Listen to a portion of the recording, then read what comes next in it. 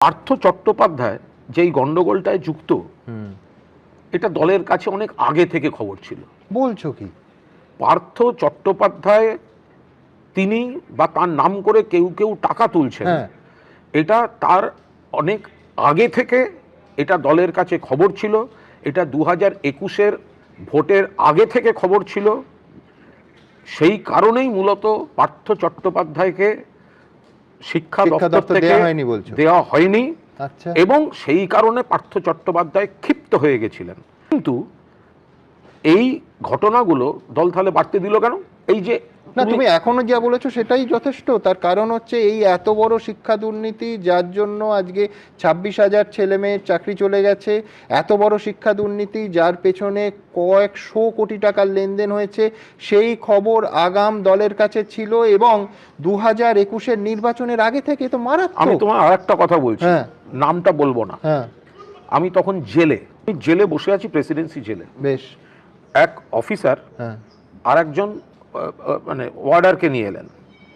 তো অর্ডারকে নিয়ে এলেন কি না, শিক্ষকের চাকরি হচ্ছে, কুণালবাবু একটা হেল্প করে দিতে হবে। তৃণমূলের এক নামকরা নেতা 7.5 লক্ষ টাকা চেয়েছেন। আমি 5 লাখ জোগাড় করতে পেরেছি, আমার আত্মীয়।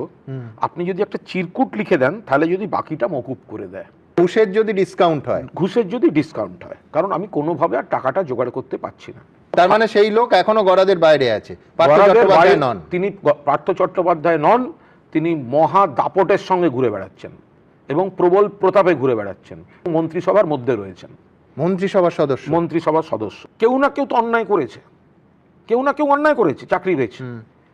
কিন্তু বাকিদের একটা ভয়ঙ্কর কষ্টের মধ্যে পড়ে গেছে। একদম। আমার কোথাও মনে হচ্ছে বিরোধীরা জট পাকিয়েছে, অমুক হয়েছে তমুক হয়েছে, সব ঠিক, কিন্তু চুরি ডাকাতি যখন এখান থেকে হয়ে লণ্ডভণ্ডটা হয়েছে, আমাদের কোনো ব্যক্তি, তারা প্রশাসনে থাকুন বা কোনো ডিপার্টমেন্টে থাকুন, এসএসসি হোক বা এসএসসির অভিভাবকরা হোক, তারা যদি একটু সদিচ্ছা দেখিয়ে এই ছেলেমেয়েগুলির সঙ্গে বসতেন, আজ এই প্রবলেম সলভ হয়ে যেত। 13 থেকে 16-র মধ্যে তুমি জেলের মধ্যে বসে তোমার ঘুষের ডিসকাউন্টের অ্যাপিল পাচ্ছ, অর্থাৎ তখন এই বেআইনি পথের সমস্ত রিক্রুটমেন্ট, অর্থাৎ ঘুষ নিয়ে চাকরি দেওয়ার যে ট্রেন্ডটা, সেটা শুরু হয়ে গেছে।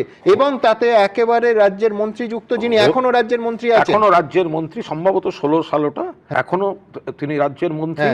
এবং 2021 সালের আগে আমাদের দলের কাছে স্পষ্ট খবর ছিল এই পার্থ চট্টোপাধ্যায় বিপুল টাকা তুলছেন, এবং কোন কোন লোকের মাধ্যমে তুলছেন, কোন জেলায় তুলছেন, এই খবর পর্যন্ত কিন্তু ছিল।